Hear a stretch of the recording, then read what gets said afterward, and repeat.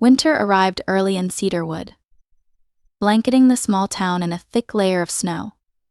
The streets shimmered with frost, and the icy winds whispered through the narrow alleys, carrying the crisp, biting air of the season. For most, this meant cozy evenings by the fire or warm cups of cocoa. But for Tom Warden, winter was a time of relentless work and hard choices. Tom, a middle-aged handyman with calloused hands and a threadbare coat, lived on the outskirts of town in a modest 2-bedroom house. His income came from odd jobs fixing leaky roofs, repairing broken fences, and shoveling driveways during storms.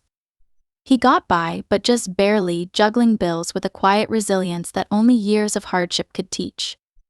Yet, despite his struggles, Tom had a habit of looking out for others, his generosity shining through even when he had little to give. One particularly bitter evening, as the wind howled outside, Tom finished patching a neighbor's roof just as the last light of the day faded. Exhausted and cold, he trudged home, longing for a hot meal and some rest. But as he approached his house, he noticed his elderly neighbor, Mrs. Eleanor Perkins, standing in her front yard. Her petite frame was bundled in a thick scarf and coat, but her posture was tense, her breath puffing in quick, visible clouds. "Tom," Eleanor called, her voice trembling with urgency. Tom immediately crossed the street, concern etched on his face. "Mrs. Perkins, what are you doing out here in this cold? Is everything all right?" Eleanor's gloved hands twisted nervously.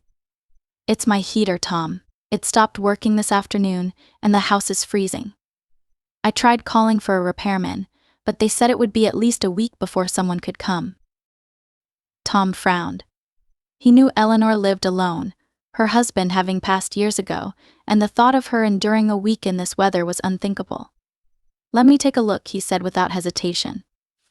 Eleanor's face lit with a flicker of hope as she led him inside.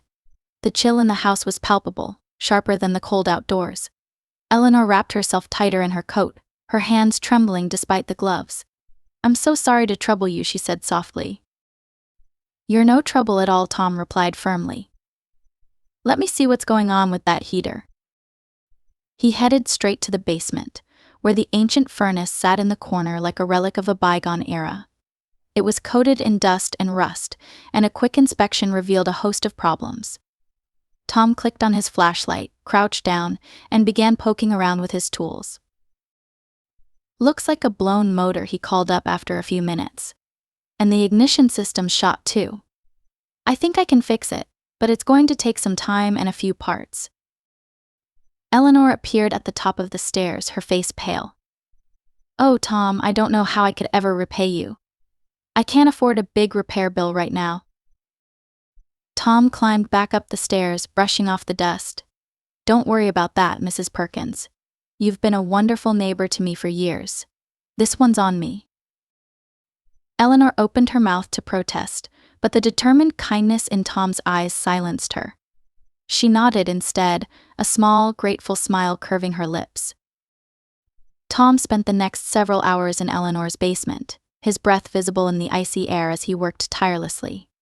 He made 2 trips back to his garage to fetch spare parts he'd salvaged from other jobs over the years. The furnace's age and condition made the repair challenging, but Tom refused to give up, his thoughts focused on the warmth it would bring Eleanor. As he worked, memories of his late mother flitted through his mind. She had always stressed the importance of kindness, no matter how little you had. "Tom," she would say, "helping others is what keeps the heart warm, even in the coldest winters."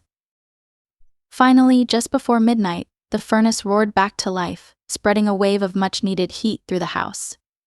Tom stood back, wiping his hands on his jeans, a mix of relief and satisfaction washing over him. Eleanor, who had been hovering nearby with a mix of worry and hope, clasped her hands together in joy. "Oh, Tom, you're a miracle worker. I can't thank you enough." Tom chuckled. "Just promise me you'll stay warm. If anything else goes wrong, you know where to find me." Eleanor insisted on making him a cup of hot cocoa before he left. As they sat at her small kitchen table, she shared stories of her younger days, how she and her late husband, Harold, had moved to Cedarwood, their favorite adventures, and the simple joys of their life together. Tom listened intently, feeling an unexpected warmth in her words. Her stories painted a picture of a love and resilience that resonated deeply with him. When he finally headed home, Eleanor stood at the door, waving and smiling. Despite his exhaustion, Tom felt lighter as he walked across the street. It wasn't every day that he could make such a meaningful difference in someone's life. That night, as Tom lay in bed, the wind still howling outside, he thought about Eleanor and her gratitude. He didn't realize it then, but this small act of kindness would spark a friendship that would brighten both their lives in ways neither could have imagined. Over the next few days, Tom's life fell into its usual rhythm of odd jobs and cold winter mornings. His truck struggled to start in the frigid weather, and the bills on his kitchen table reminded him of the precarious balance he constantly maintained. Yet, amidst the routine, there was a new warmth. He carried a quiet satisfaction from knowing that Eleanor was safe and warm in her home. A week after fixing her heater, Tom was outside shoveling snow from his driveway when Eleanor appeared at the edge of his yard, bundled in her thick coat and holding a steaming thermos. "Good morning, Tom," she called, her voice cheerful despite the biting wind. Tom straightened, leaning on his shovel, and gave her a wide grin. "Mrs. Perkins, you didn't have to come out in this cold." "How else would I thank my hero?" she teased, holding out the thermos. "Hot coffee. I thought you could use it." Tom accepted it gratefully, the warmth seeping into his gloved hands. "You're too kind. How's the heater holding up?" "Perfectly, thanks to you," she said, her face lighting up. "I haven't been this warm in years." As they chatted, Eleanor hesitated, then asked, "Tom, could I trouble you to come inside for a moment? I've been meaning to talk to you about something." Curious, Tom set down his shovel and followed her inside. The house was toasty, a stark contrast to the chill outside. Eleanor gestured for him to sit at the kitchen table, where a plate of cookies sat waiting. She poured him a fresh cup of coffee and sat down across from him, her expression thoughtful. "Tom," she began, "I've been thinking a lot about what you did for me last week. You didn't hesitate to help, even though I know things aren't easy for you." Tom waved her off. "Mrs. Perkins, you don't owe me anything. I was happy to help." Eleanor smiled softly. "I know, and that's exactly why it means so much. But I remembered something after you left. Harold and I opened a small savings account years ago, something we used to call our rainy day fund. I'd forgotten all about it, but I checked, and there's still a little money left in it." Tom's brow furrowed. "Mrs. Perkins, you don't need to." She held up a hand, cutting him off. "Let me finish. I want to use part of it to pay you for your time and effort. Not just for fixing the heater, but for the peace of mind you gave me." Before Tom could protest, Eleanor slid an envelope across the table. Inside, Tom found $200. He blinked in surprise, feeling a mix of gratitude and discomfort. "Mrs. Perkins, this is too much," he said, trying to hand it back. Eleanor shook her head firmly. "It's exactly right. Please, Tom, let me do this."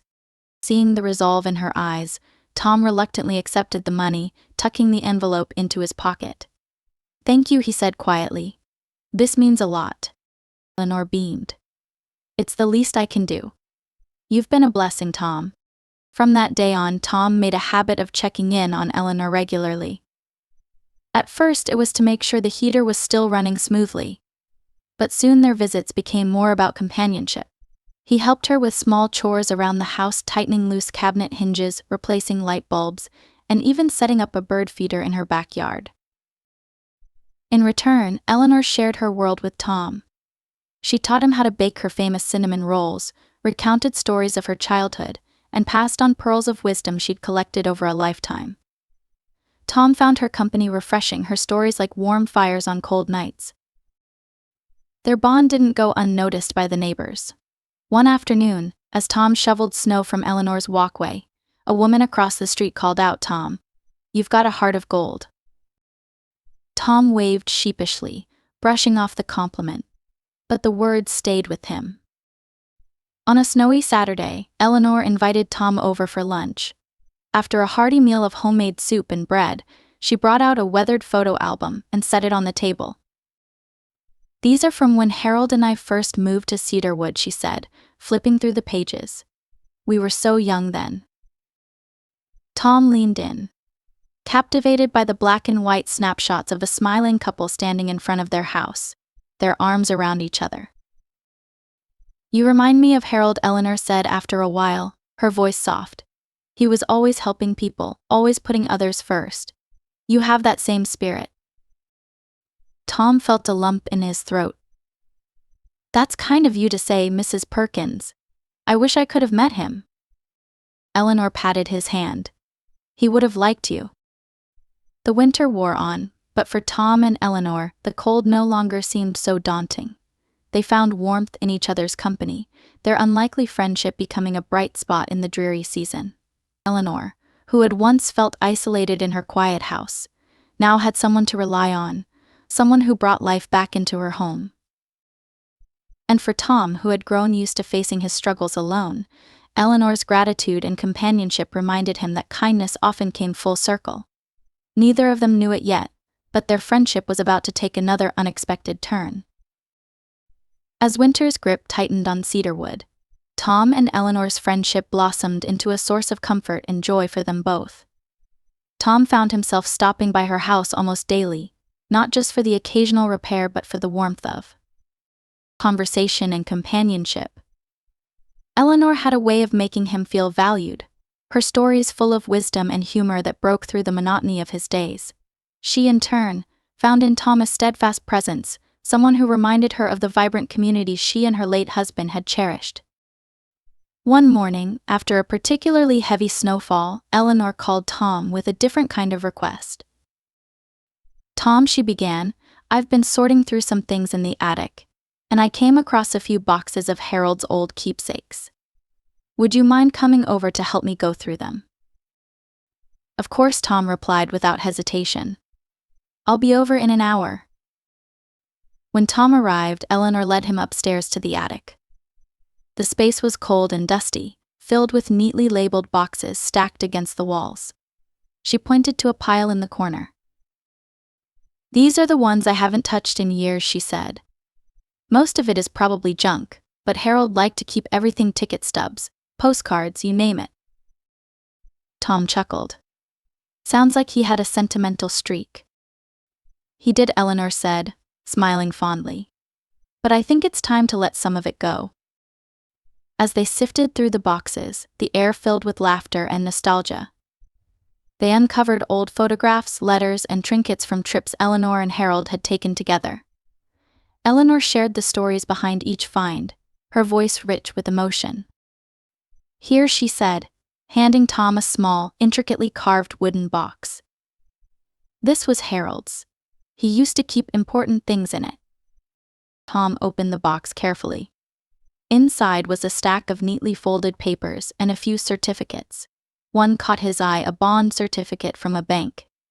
"Eleanor," he said, holding it up, "this looks like it might be worth something." Eleanor's brow furrowed as she peered at the certificate. "I'd forgotten about those," she said.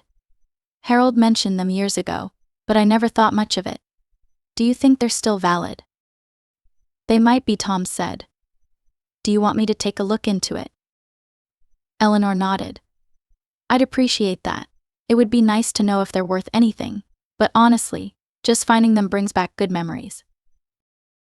A few days later, Tom drove Eleanor to the local bank, where a clerk examined the certificates. After some time and careful calculations, the clerk looked up with a smile. "Mrs. Perkins, these bonds have matured quite a bit over the years," he said. "With interest, they're worth $12,000. Eleanor gasped, her hands flying to her mouth. "Harold, you clever man," she murmured, her eyes welling with tears.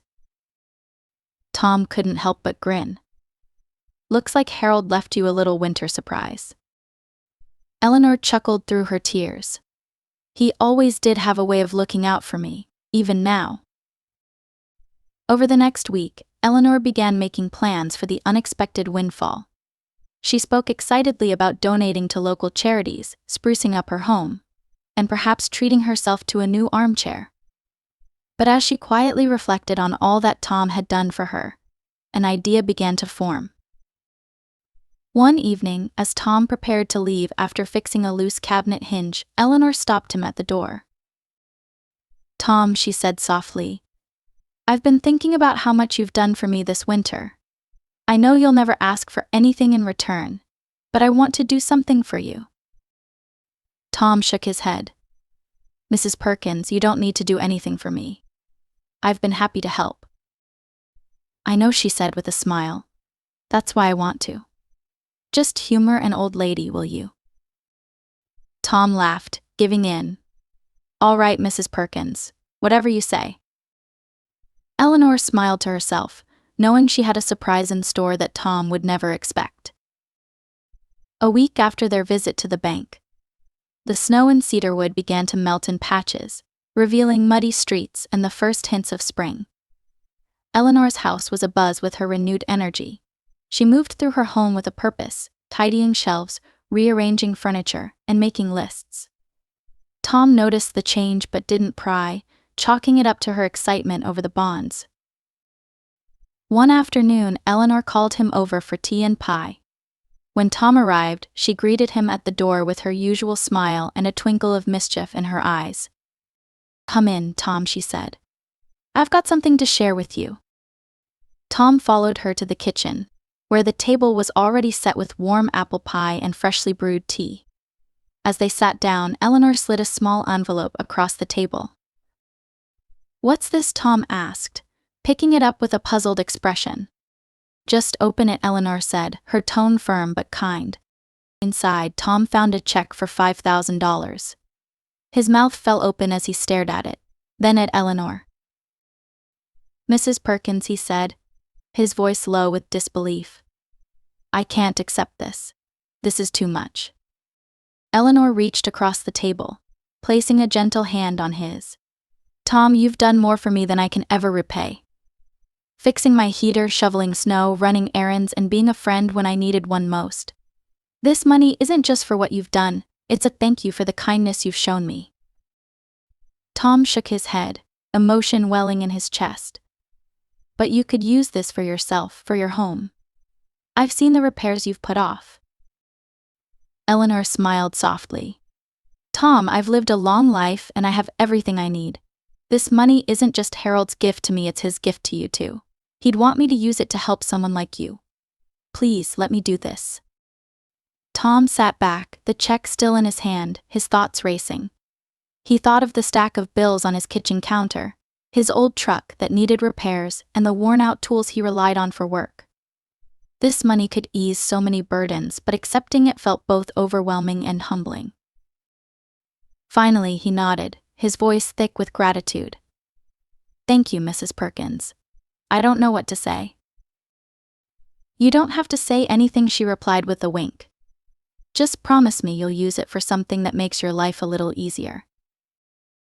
Over the next few weeks, Tom put the money to good use.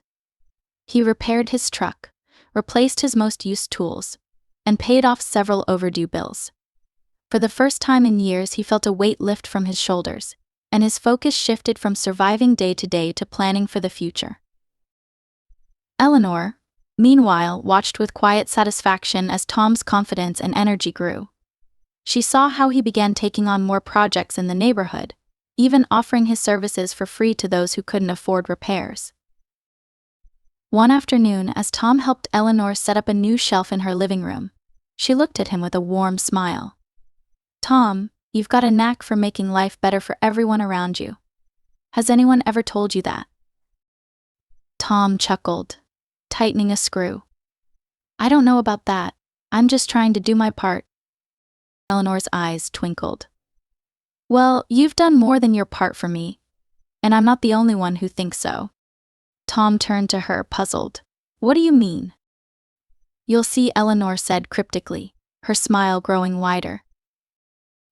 Though she didn't elaborate, Eleanor had been quietly working behind the scenes, reaching out to neighbors and organizing a surprise that would show Tom just how much he meant to the community. She knew that while the money had eased some of his burdens, what Tom truly deserved was to feel the love and gratitude of those whose lives he had touched.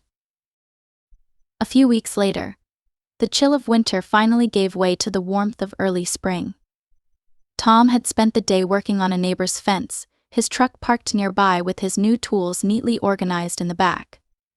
As the sun began to set, painting the sky in hues of pink and gold, his phone buzzed with a call from Eleanor.